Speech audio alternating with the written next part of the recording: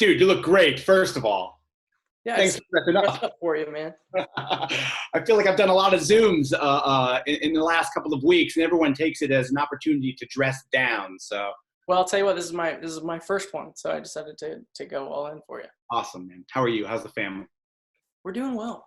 We're doing well. You know, I always when I wasn't touring, I was always kind of naturally a homebody. Not to say that this has no effect on me, but I guess as far as what it is I like to do with my time, which is just work on music and stay at home, a lot of it seems to just kind of be in lockstep. But you know, it's a lot tougher. You know, it's starting to get to me, starting to feel a little anxious. But you know, I have the luxury of walking out into a yard, and I know some people who don't even have yards, whether they're living in a big city or whatever. So I try to look at the positive in it. Absolutely. There are a ton of bad things happening in the world right now, but there's a lot of positives to be taken from it. No doubt about it. And as you were insinuating, lockdown suits some people, and other people kind of get real itchy and have to get out there. But I think everybody at this point is at least a little bit itchy. Yeah, no, everyone's missing something that they're Sure. used to. Sure. Well, thank you for the first, I guess, official song that we've gotten either about quarantine and during quarantine. Can you tell us some of the story behind Level of Concern? Yeah, so that idea all kind of happened naturally, very quickly, and I guess kind of started with my mom just in passing made a comment, said, I mean, I could really use an upbeat song to distract me from all this, and I kind of took it as a challenge and started working on that track. And that paired with I was learning how to play guitar for the first time and just fooling around with that and having a new instrument, the excitement of a new instrument, trying to figure out what sounds I could get to come from it. And it felt like the way I used to do things, which is just write a song, record it, and release it. And it was cool to move that quickly on it, because usually, you know, with a label and all of the partners that surround releasing new music, you have to point at some, you know, date on a calendar 9 months away and say that's when we're going to do it. And it was cool to challenge everyone that I kind of, I don't know, led the charge, saying this track is kind of a now or never, and if we can't make room for it, then this thing is I'm just gonna throw it away. And so they didn't want that, so we released it. Sure. Talking to artists over the years, I feel like most of the best songs come easily. It's not the ones that you slave over month after month after month after month, making adjustments and all that. It's the ones that just kind of come through you, and all of a sudden they're there. And it seems like Level of Concern was one of those songs. Yeah, actually, the more time that you have to second guess yourself, whether it's, you know, a certain chord or note or lyric or whatever, the more you can start to psych yourself out, you know, like just what you said. And so this idea that there was I don't know, a timeliness to this track, it kind of let me be a little more, I don't know, fearless with it. And so, yeah, no, it for sure helped. I'm glad that it's out and it's done. It's a really great moment for me as a songwriter to release something so quickly that was so recently at its infancy in my basement and now is in the world. It's a really cool feeling to watch that process from my perspective. Is it something you think you'll try to do more in the future as things kind of normalize and as you guys write and record further? Is that, I'm going to say speed to market, but is that speed to the outside world something that you want to strive for, you think? There's definitely something about that process that was exciting for me because it was so quick. And because, like I said, that's how I used to do it when I was just at a local level, just writing and releasing music without much thought into it. You know, I do think that Josh and I will always be believers in albums. Like the idea of putting a group of songs together. They're meant to be together. One song is aware of the other song, and the order, it means something. And all of that is something that we will always have a special place in our heart for. But truthfully, we are at a time where we have the capacity to turn around a single track pretty quickly. And so I think, yes, we would like to release music quick like that in the future, but also we never want to lose the importance of an album. So we'll always keep a focus on that. Of course, of course. Speaking of Josh, I was worried he wouldn't be here, so I I wanted to make room for him and just say a quick "What's up? What's up, Josh?" What's up, man? That picture, it's so funny. He's such a nice guy, and he looks so tough in that picture. That's his role. I knew that I don't look intimidating, so I needed to find someone who was going to fill that void for me. Uh-huh. The only other guy in my band is someone who looks really mean. But then as soon as you talk to him, he completely blows his cover. Absolutely. Big teddy bear. There's another guy I wanted to talk about. This guy, Paul Meany. Yeah. He helped out with Trench. It looks like he also helped out with this song. He's in the band Mutemath. You guys have worked with Mutemath. Can you talk a little bit about your guys' working relationship?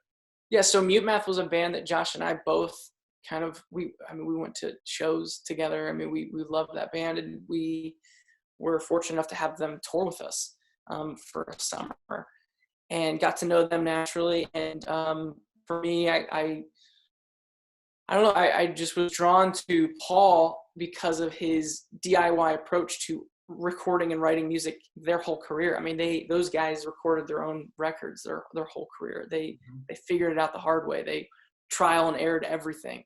And because of that, there's certain aspects of producing and recording a record that I'm still learning. And so Paul is a guy who, he doesn't necessarily come from, an educated,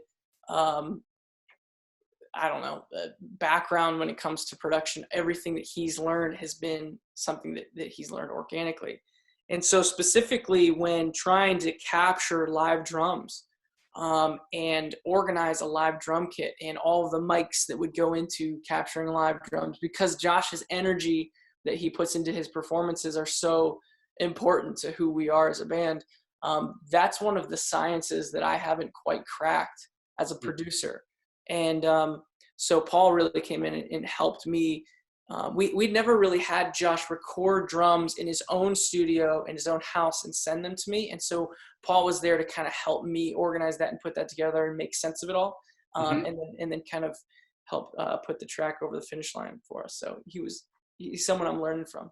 I'm glad you mentioned his DIY approach. It's something that we've talked about on the radio in regards to this song. I don't think that a lot of bands could have churned out a song like this and a video like this quickly if they didn't have the background that you guys had of kind of doing a lot of this stuff on your own as you were coming up. It's like those formative years have paid off so much, and a level of concern is just, I think, just another example of that for sure. Well, that means a lot. I guess I never realized how quick it was until people start pointing out how quick it was. For me, I guess I thought everyone did it like this, but I'm realizing now there's way bigger of a machine that moves a lot of this music across the finish line. And like you said, for us, we are fortunate that I've just dive in the studio. I've got the gear, I've got the resources to write, record, release a song that quickly. And it's just years of figuring it out ourselves that has paid off. Totally. Let's talk about Crew Nation. Yeah. Because you were pretty adamant before the song came out and as the song came out that money made from this song go to benefit Crew Nation. What exactly is Crew Nation, and why is it so important to you? So Crew Nation is a charity that is put on by Live Nation. And this particular charity focuses on helping those in need that come from a live music production background. There are so many people that work behind the scenes when it comes to live music, whether it's touring roadies and touring crew. Even for us, we have 70 plus men and women that travel with us to put on a show.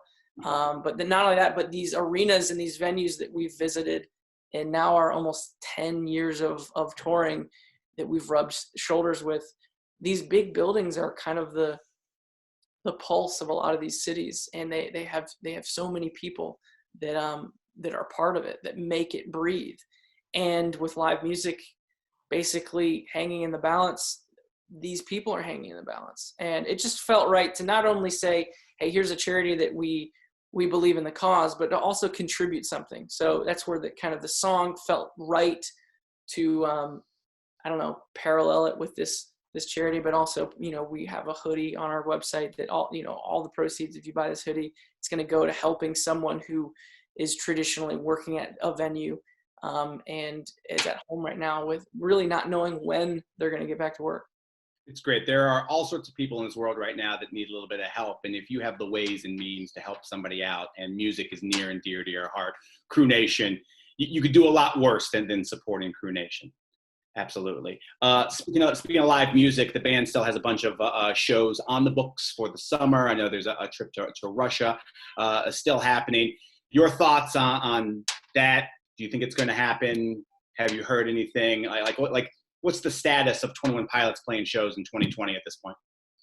I mean, it's all such a fluid conversation still. I mean, as soon as it's ridiculous how we're learning as quickly as everyone else is learning. Like, it's happening simultaneously. It's not like, as a guy in a band who's got shows coming up this summer, I'm sitting on the answer, but I'm just waiting to tell you. It's like we are day by day learning more and more about this. I'm on a call every single day with my management and my label talking about, what the strategy is, where are we now, not only in our country, but we have these festivals and stuff in different countries, and every country and their government is treating it differently and approaching it a little bit differently. And so you kind of have to learn the nuances of all these different cultures and how they think and what they think is best, and leaning on our label partners that are based in those countries on what we should do.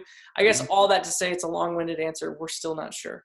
Sure, absolutely. I have no doubt that the band would love nothing more than to get out and do those shows, but also want to make sure it's safe for everyone involved, from the fans to the crew to everybody else. This song is not the newest, or it's not the only new thing in your life this spring. Dad life, okay? Is it going okay? Yeah, man. She's doing great. I got a new daughter. She, I don't know. It's a lot of fun. I can't believe the amount of joy I get in the tiniest little things now, which is so silly. And I've heard my dad talk about it. I've heard other dads talk about it, and I've always kind of brushed it off like, yeah, you're just into your kid. But man, for her to reach out and grab a toy for the first time, I mean, I'm standing up and I'm celebrating. But it's such a simple, silly, trivial little thing. But it's exciting to watch her not know. One day she doesn't realize that her arm is hers. And then the next day she does realize that it's hers and she can move it. It's just watching her put those things together and piece her life together as a little human has been really fun. Absolutely. Well, I have two of my own, and if I had to choose a time in my life where I was forced to be in the house and not allowed to go out, I think those first couple of weeks, those first couple of months with a new kid could not have been better timing. It's just it is really good timing. But I will want to be doing more of these interviews so that I can point to them later once they go up online or whatever, when she's old enough to realize that I spent a bunch of time with her, because she needs to remember this. Absolutely. Confirmed right now if you're watching it.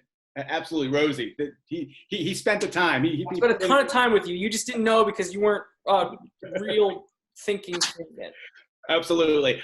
Tyler, thank you for everything. Thanks for the time. Thanks for dressing up. And thank you for the song. Again, your mom said it was kind of something that we needed, and she was absolutely right, man. It is something we needed. It could not have come at a better time. Dude, I really appreciate it. It's really good to talk to you again, man. And hopefully see you again, maybe at a show hopefully in the future. Absolutely, man. Be safe, be well, and again, enjoy that time with the family. I will. You too, man. All right.